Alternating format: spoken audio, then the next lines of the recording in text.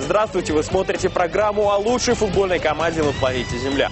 А лучше она, потому что наша. В эфире ФК Уфа наша команда. Меня зовут Артем Кочешев, а рядом со мной Жанна Байрашева, моя очаровательная соведущая, которая готова представить наших гостей. Да, сегодня у нас в гостях новичок футбольного клуба Уфа Эммануэль Фримпонг и спортивный журналист Александр Августин. Здравствуйте. Эммануэль, такое внимание прессы к вам в первые дни после того, как вы приехали в Россию. Вы считали, какое это для вас уже будет интервью? С тех пор, как я приехал сюда, все люди, которых я встречаю, очень хорошо относятся ко мне и желают мне удачи всегда. И я хочу сделать все, что я могу, все, что в моих силах для команды, и надеюсь, я здесь буду еще долго. Это очень приятно звучит на самом деле. А вас не смущает такое внимание прессы? Так как я играл уже в топовых чемпионатах, то, что такое количество камер вокруг, это меня не очень смущает, и вокруг футбола всегда много камер. Александр, вы вообще могли предположить, ожидали ли, что экс-игрок лондонского Арсенала перейдет в команду Уфа, которая впервые вышла в премьер-лигу российскую? Абсолютно не мог предположить. Я считаю, что это большая удача селекционной службы Уфы. Но тут надо учитывать то, что, я так понимаю, Эммануэль перешел как свободный агент. Это не был трансфер. И многие меня спрашивали, почему Уфа не приобрела, допустим, футболиста нападающего.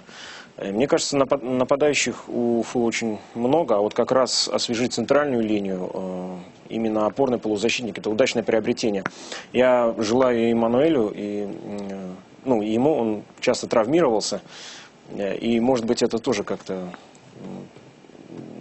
не то чтобы помогло, но он этим самым очутился именно здесь.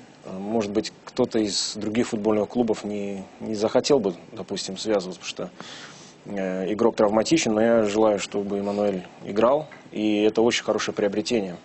Опорный полузащитник Уфе на данный момент не помешает, тем более проблемы в этой зоне у них были. Эммануэль, вам нравится в Уфе? Я очень рад здесь быть, и я хочу здесь очень долго играть и никогда не возвращаться в Лондон. Успели подружиться с кем-то из партнеров по команде? Кто больше всего понравился? Ну, я смог подружиться со многими, но больше всего вот с Форбсом и Вильямом. Я провожу с ними много времени, и так как они говорят по-английски хорошо. Друзья, нужно учить английский, чтобы дружба восторжествовала. Александр, вы работаете шеф-редактором интернет-портала о футболе. Eurofootball.ru, да. Правильно, да, мы называем. Скажите, пожалуйста, есть ли всплеск интереса к футбольному клубу Уфа и непосредственно к новому приобретению Эммануэля? Ну, вообще, так как мы в Москве находимся, в СМИ, не только у нас, естественно, есть интерес к новичкам премьер-лиги. Никто не знал, допустим, что это за команда. Ну, кто-то слышал, они играли в ФНЛ, та же Уфа, про Торпедо уже многие позабыли. Вот. Ну, естественно, новички премьер-лиги, они всегда интересуют прессу. И да, интерес есть, определенный интерес есть. И тем более по первым 6 турам, пусть даже и заработано всего 4 очка, команда оставила приятное впечатление по игре. Еще раз повторюсь, пропустила меньше всех из всех дебютантов.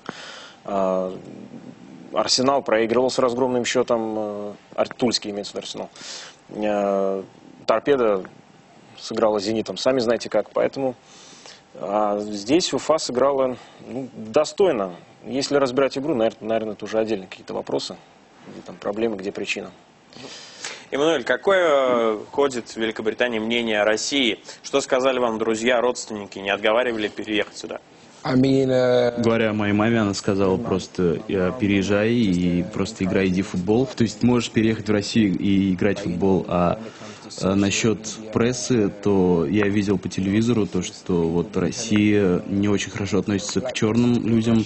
Но после того, как я приехал сюда, все хорошо ко мне относятся и все нормально. И я надеюсь, что так и будет всегда. Я надеюсь, что у нас в программе не перейдет в политические дебаты, потому что на самом деле Россия очень хорошо принимает любых иноязычных граждан, правда? Были отдельные инциденты. Это очень мелкие, и я просто понимаю, что всего скорее в их стране это очень активно позиционировалось. Для чего? Я добавлю, что расизм, он к сожалению, имеется и в Европе, и в Италии, допустим, Безусловно, в частности. Поэтому конечно. Россия не исключение. Поэтому не обращайте Нет, внимания, не что говорится говорите. СМИ. В вашей стране мы вас любим, и все чудесно. Эммануэль, а вы имеете свою марку одежды, и имеете магазин. Планируете ли вы открывать магазин в городе Уфа? Главная вещь, из-за которой я сюда приехал, это, то есть, играть в футбол. И я надеюсь, что все будет хорошо, и мы хорошо выступим в премьер-лиге. И очевидно, если все хорошо, то можно будет и открывать свой бизнес здесь, в Уфе. Александр, вы вообще часто бываете в различных российских футбольных городах, и в этой связи какая Уфа произвела впечатление на вас? Я не скажу, что я часто бываю, но Уфа произвела на меня очень хорошее впечатление. Это спортивный город. Видно, что люди здесь очень любят спорт. Я вот сходил вчера, кстати, с Эммануэлем на хоккейный матч. Мы вместе были, это было очень интересно. Для Эммануэля, видимо, это было впервые. И я побывал на тренировке Уфы. Видно, что как люди переживают. Это действительно очень спортивный город. И в этом отношении оставил хорошее впечатление. Александр, вы ведь еще и работаете комментатором на телеканале «Футбол», который в Москве, да, как понимаю, в кабельных сетях можно найти. И вы показываете португальскую лигу и, насколько я понимаю, аргентинскую. Ну да. И как-то можно сравнить уровень вообще футбола, сравнить эти лиги, Португалию, Аргентину и российскую лигу, то, что она из себя сейчас представляет? Это очень разный футбол, абсолютно. Португальская лига, она все-таки ближе к испанской лиге, и она очень похожа на нее, как мне так показалось. Это очень скоростной футбол, комбинационный. Что касается Аргентины, все лучшие игроки Аргентины, я об этом говорил в эфире, они играют в основном в Европе. То есть в самой Аргентине либо совсем молодые футболисты начинают свою карьеру, либо едут туда-обратно доигрывать уже такие сбитые летчики. Что касается нашей лиги, наша лига уступает этим двум в разы, потому что здесь, конечно, другие скорости, другой подход, другие поля. И в этом отношении, да, наша лига уступает. Но есть куда стремиться, по крайней мере. Есть куда стремиться, да. Вот, может быть, Эммануэль как раз будет. Нам покажет именно эту версию. Эммануэль, ты уже успел позвать замуж работницу сотовой связи. Скажи, пожалуйста, а готов ли ты действительно жениться на русской девушке? Девушка, на которой я хотел бы жениться, я мог бы жениться, должно быть комфортно рядом со мной. Тогда в магазине я хотел просто разрядить обстановку, она была очень стеснительная, это была шутка. А если серьезно говорить, то я пока не знаю и вряд ли. Следующая игра футбольного клуба Уфа с Краснодаром. Ваше мнение, Александр, каковы шансы вообще Уфы в этой игре?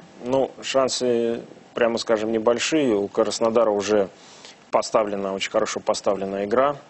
Но и Уфа это тоже не команда, не мальчики для битья, как выяснилось. Вот игра в Казани это показала, хотя Рубин имел возможность несколько раз выйти вперед, увеличить свое преимущество. Но сила воли у Уфы есть, безусловно. Но то, что Игорь Владимирович ротирует состав, он пока еще ищет какие-то варианты. Не знаю, какие шансы. Мне кажется, что ничейный результат будет очень хороший результат. Но если выиграют, то это будет супер, конечно. Эммануэль, а ты готов сыграть в будущем матче? Знаете, последняя игра, которую я сыграл полностью, была в апреле или в мае, поэтому и в команде я был всего 4 дня, и поэтому я не думаю, что я полностью готов к игре, но если тренер скажет, что ты должен сыграть, то я, естественно, сыграю, но я не думаю, что я полностью готов пока. Я бы хотел Эммануэлю задать вопрос. Эммануэль, ты уже знаешь, на какой позиции тебя хочет видеть тренер? И как ты себя чувствуешь в опорной зоне? Или тебе больше нравится быть таким креативным игроком, быть такой классической десяткой? Или ты больше любишь играть именно чисто опорного полузащитника? Вчера тренер попросил меня, где я хочу играть, где мне удобно играть. Я сказал, что, естественно, в центре, но могу сыграть и в опорной зоне, то есть смотря на защиту. Но если нужно, конечно, то я и могу сыграть и в атаке. Эммануэль, прошел матч против дублирующего состава, против молодежной команды. Какие впечатления остались от партнеров, от поля, опять же, это очень важно. Жалко, что мы не играем каждую неделю против молодой команды, но данная молодая команда показала, что они хороши и хотят играть в футбол. Сейчас я предлагаю ненадолго отвлечься и посмотреть сюжет о матчах чемпионата республики, которые прошли на минувшей неделе. В очередном матче чемпионата республики по футболу судьба свела команды Уфа Молодежная и Приютова из Бельбеевского района. В первом круге уфимцы уступили сопернику с крупным счетом, но очный поединок сложился совсем по другому сценарию. В первом тайме Уфа вела 3-0. Лишь под занавес приютовцы смогли отквитать 2 мяча. Голевым оказался и второй тайм. Хозяева поля уфимцы забили еще дважды, а гости лишь раз. 5-3 победа Уфы. Ну, во-первых, скамейки нет, это раз. Во-вторых, бестолковая защита сыграла, это 2. Хотя на голову видно, что мы на голову сильнее их. Ну, судьба-то, значит, такая. Они смогли сделать. Молодцы, что я могу сказать. Где-то не хватило опыта, наверное. Ребята опытнее нас. Все-таки возраст. В концовке поддавили немного. Выиграли. В еще одной игре встретились один из лидеров команды «Стерлитамак» и Уфимская академия. Коллектив с берегов Стерли спустя 2 года вернулся в элиту башкирского футбола и сходу заявил о себе как об одном из претендентов на самые серьезные позиции. При этом костяк команды составляют местные игроки. В этом году, значит, решением администрации города была сформирована команда для участия. Были поставлены, значит, определенные задачи. Если обобщить, а поконкретнее, вернее, то, значит, мы, исходя из того, каким мы обладаем составом, перед нами стоит задача быть в тройке этого чемпионата. В первом тайме игры против Академии стерлитамакцам удалось повести в счете 2-0. Голевой оказалась и вторая половина. Гости забили еще дважды, 4-0 победа Стерлитамака. Благодаря этой победе команда обошла «Спартак» из Туймазов и вышла на 2-е место в турнирной таблице. А вот Академия располагается на предпоследней строчке, опережая лишь «Дивон» из Октябрьского. По ходу сезона пришлось столкнуться, по ходу первого круга пришлось столкнуться со сложностями. Буквально перед началом у нас покинуло много игроков, и буквально вот эта команда она начала формироваться в течение первого круга. Пришлось сложно. Задача у нас стоят. Задача, чтобы выиграли молодые ребята нашей школы, чтобы они набирались опыта. Ну и по мере возможности, чтобы давать им путевку в дальнейшую футбольную жизнь. Это самая основная задача нашей школы. В других матчах недели Нефтекамск камни на камне не оставил от обороны Дивона, а Юрматы и Салавата также без проблем разобрались с командой из Ишимбая. Однако в таблице команда из Салавата лишь на 6-й строчке.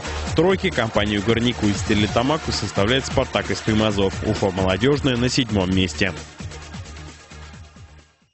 Александр, сборная России в понедельник уверенно обыграла команду из Лихтенштейна. Да, ты правильно сказал, Лихтенштейн. Скажите, пожалуйста, а в составе футбольного клуба Уфа есть футболисты, способные потенциально усилить игру команды Капелла? Ну, если честно, то на данный момент, конечно, нет, потому что многие игроки из других клубов и середины турнирной таблицы, и даже из столичных клубов не попадают в состав. Поэтому, конечно, тут есть куда расти Уфе, но пока на данный момент нет, конечно. Не видите ли в нас потенциал, Александр? Да нет, почему? Потенциал я, конечно, вижу, но вот пока, возможно, вот мне очень нравится у вас игрок Никита Безлихотнов. Я его еще помню по «Торпедо», когда он выступал в ФНЛ. И я вот тогда, вот он мне бросился в глаза. И сейчас я вижу, что вот он прогрессирует. У него, конечно, небольшие проблемы с передачами, но скорость у него хорошая. И, может быть, если будут проблемы какие-то на правом фланге у Капелла, хотя там есть кому играть, может быть, ему придет такая мысль в голову. Позвать Никиту Безлихотного. Талантливый игрок у вас. Мне кажется, ему придет мысль в голову, мы обязательно донесем до него каким-либо образом. Эммануэль, Арсенал, лондонский Арсенал. Важная часть вашей жизни. Общаетесь с кем-то из этой команды сейчас и можете передать привет, я не знаю, Арсену Венгеру?